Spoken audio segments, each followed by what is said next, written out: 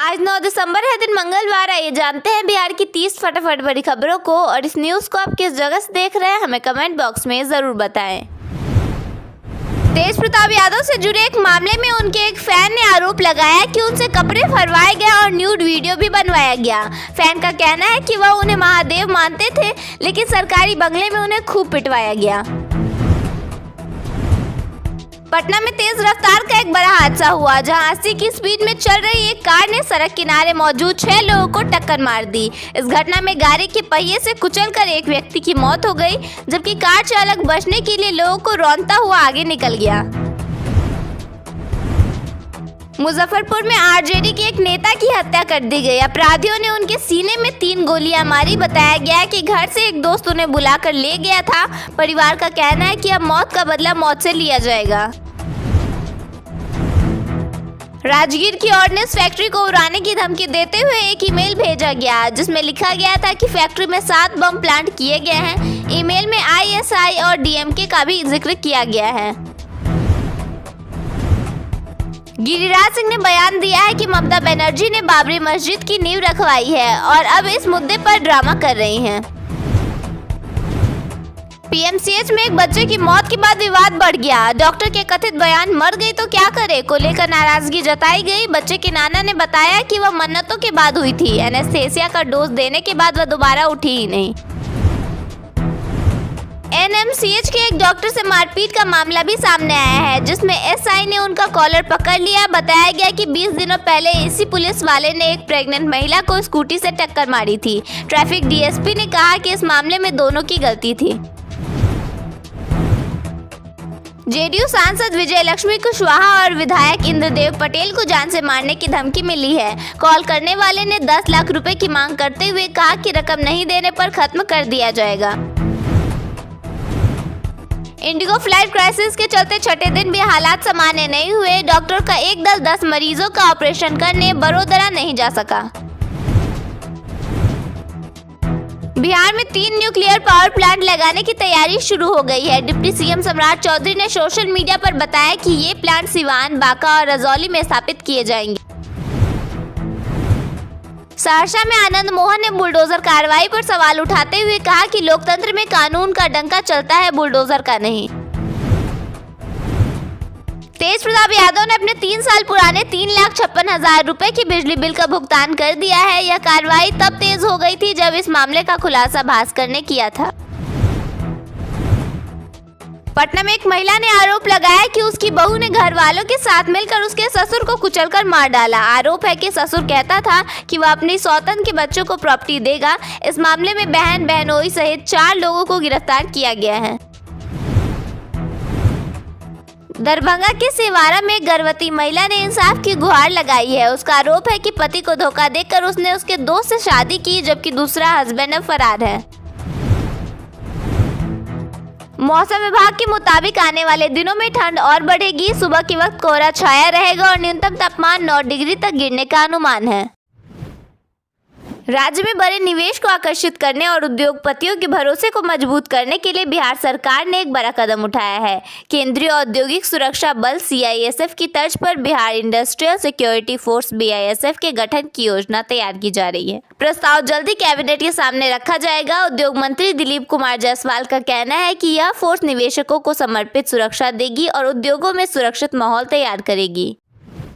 बिहार में दूध उत्पादन और डेयरी सेक्टर को तेज रफ्तार देने की तैयारी शुरू हो चुकी है। मुख्यमंत्री नीतीश कुमार ने शनिवार को पटना डेयरी प्रोजेक्ट का औचक निरीक्षण किया और साफ संकेत दिया। अब डेयरी सेक्टर में बड़े निवेश, नई तकनीक और प्रसंस्करण क्षमता बढ़ाने की दिशा में तेजी से काम होगा। इस दौरान उन्होंने उत्पादन इकाइयों, आइसक्रीम प्लांट, दही कोल्ड रूम और अन्य सेक्शनों का बारीकी से जायजा लिया।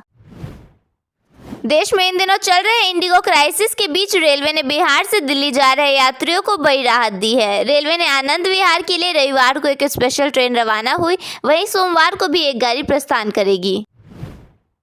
नए साल पर भारतीय रेलवे ने यात्रियों को खुशखबरी दी है। जल्द डीडीयू गया धनबाद रेलखंड पर 160 MKPH की रफ्तार से ट्रेनों का संचालन शुरू होने वाला है। 3 सफल स्पीड ट्रायल के बाद काम अंतिम चरण में है। बिहार मौसम सेवा केंद्र ने ताज़ा पूर्वानुमान में बताया है कि राज्य में धीरे धीरे ठंड का असर और बढ़ेगा। अगले कुछ दिनों तक बिहार के अधिकतर जिलों में शुष्क यानी सूखा मौसम बने रहने की संभावना है। लगभग 30 किलोमीटर प्रति घंटे की रफ्तार से पछुआ हवा चलने की भी उम्मीद है। इससे ठंड का असर और बढ़ सकता है। बिहार मौसम सेवा केंद्र ने बताया कि अगले 2 दिनों में पश्चिमी चंपारण, पूर्वी चंपारण, सीतामढ़ी, शिवहर, गोपालगंज, सारण, सिवान और मधुबनी सहित कई जिलों में हल्के से लेकर मध्य स्तर तक कोहरा छाया रहेगा। कोहरे के कारण सुबह का तापमान और गिर सकता है तथा विजिबिलिटी में कमी आ सकती है। पटना, गया, नवादा, भोजपुर, बक्सर, जमुई, नालंदा और सासाराम जैसे जिलों में भी ठंड का असर अधिक रहेगा। पटना में ठंड शुरू होते ही वायरल फ्लू का हमला तेज हो गया है। अस्पतालों के ओपीडी में अचानक भीड़ बढ़ गई है और डॉक्टर मान रहे हैं कि इस बार का फ्लू न सिर्फ ज़्यादा परेशान करने वाला है बल्कि लंबे समय तक खांसी पकड़ कर रख रहा है। डॉक्टरों का कहना है कि इस बार बुखार उतरने के बाद भी मरीजों को 7 से 10 दिन तक खांसी बनी रहती है, जो संक्रमण की गंभीरता को दिखाता है। बिहार के मुख्यमंत्री नीतीश कुमार राज्य में इंडस्ट्रीज के विकास को लेकर काफी गंभीर और सक्रिय दिखाई दे रहे हैं। इसी के तहत सोमवार को वे बक्सर पहुंचे, जहां नावानगर विशेष औद्योगिक क्षेत्र में बनी कई औद्योगिक इकाइयों का निरीक्षण किया। उन्होंने वहां मौजूद अधिकारियों को कई जरूरी निर्देश भी दिए। बिहार में अब तेल मिल लगाना पहले से कहीं आसान हो गया है। सरकार ने किसानों, स्टार्टअप, निजी सरकारी उद्योगों और सहकारी समितियों को बड़ा आर्थिक प्रोत्साहन देने का फैसला लिया है। सरकार ने 10 टन क्षमता वाली तेल मिल लगाने पर 9.90 लाख रुपए तक की सहायता या परियोजना लागत का 33% तक अनुदान दे रही है। सरकार की ओर से की गई ये घोषणा बेरोजगार युवाओं के लिए सुनहरा मौका है। इससे छोटे किसान से लेकर बड़े उद्यमी तक कम लागत में उद्योग शुरू कर सकेंगे।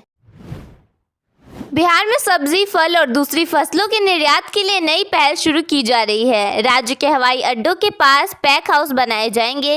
राज्य के नए हवाई अड्डों के पास पैक हाउस बनाकर सब्जी, फल और दूसरी अन्य हॉर्टिकल्चर क्रॉप्स की पैकिंग होगी। हवाई अड्डों के पास पैक हाउस बनने से कम समय में राज्य की सब्जियों और फलों को दूसरे राज्यों और देशों में भेजा जा सकेगा।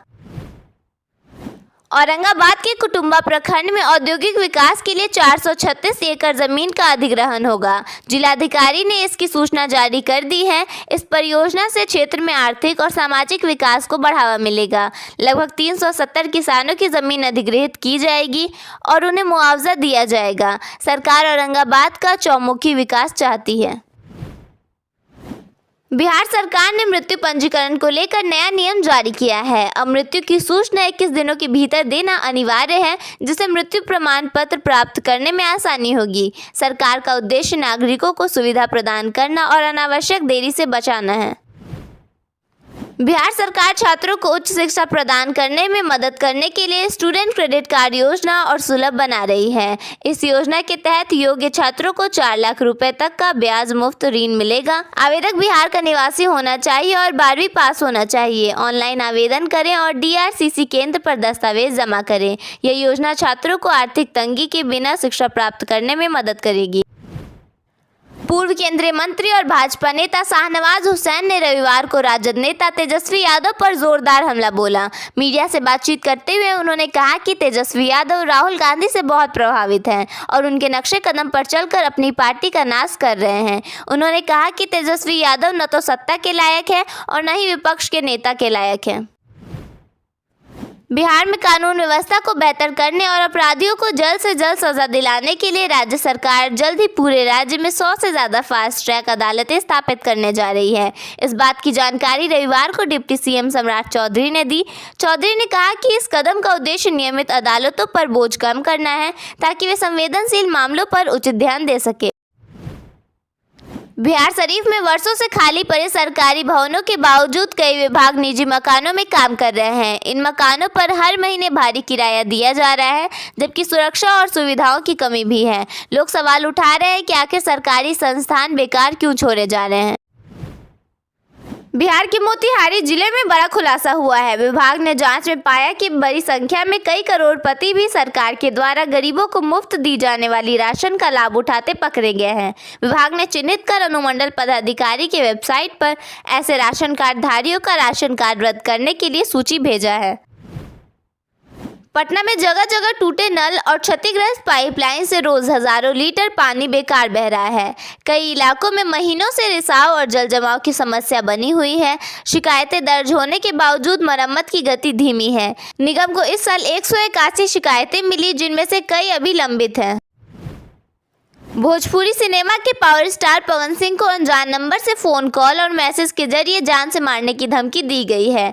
धमकी देने वाले ने खुद को कुख्यात बिश्नोई गैंग का सदस्य बताया और चेतावनी दी कि अगर उन्होंने बिग बॉस 19 में सुपरस्टार सलमान खान के साथ स्टेज शेयर किया तो उन्हें गंभीर परिणाम भुगतने पड़ सकते हैं। बिहार में पंचायत चुनाव 2026 को लेकर राजनीतिक माहौल गर्मा गया है। आरक्षण चक्र में बदलाव होने से कई मौजूदा मुखियाओं के लिए मुश्किलें खड़ी हो सकती हैं।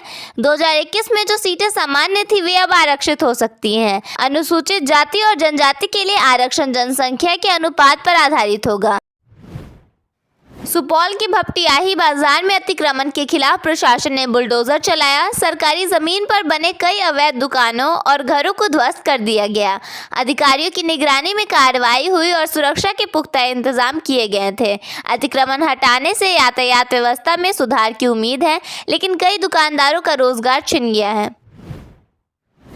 सोनपुर मंडल में टिकट जांच को और प्रभावी बनाने के लिए टीटीएम मोबाइल ऐप का इस्तेमाल कर रहे हैं। इस ऐप से क्यूआर कोड स्कैन करके टिकट की असलियत जांची जा रही है, जिससे फर्जी टिकटों की पहचान हो रही है। मंडल ने जागरूकता अभियान चलाकर यात्रियों को अधिकृत स्रोतों से टिकट खरीदने के लिए प्रेरित किया है। ऋतु जायसवाल ने बिहार सरकार पर भूमि अधिग्रहण में भ्रष्टाचार का आरोप लगाया है। उन्होंने कहा कि जमीन के लिए दलालों को रिश्वत देनी पड़ रही है। ऋतु जायसवाल ने सोशल मीडिया के माध्यम से बिहार सरकार पर आरोप लगाया है। दरभंगा जिले के गौराबोराम में पीएम श्री उच्च विद्यालय 80 में अब छात्राओं की हाजिरी टैबलेट से दर्ज होगी। शिक्षा विभाग के नए निर्देश के अनुसार कक्षा 6 से 12 तक के छात्रों के लिए डिजिटल हाजिरी अनिवार्य कर दी गई है। समय पर स्कूल पहुंचना जरूरी है, अन्यथा छात्रवृत्ति और अन्य सरकारी योजनाओं से वंचित रह सकते हैं।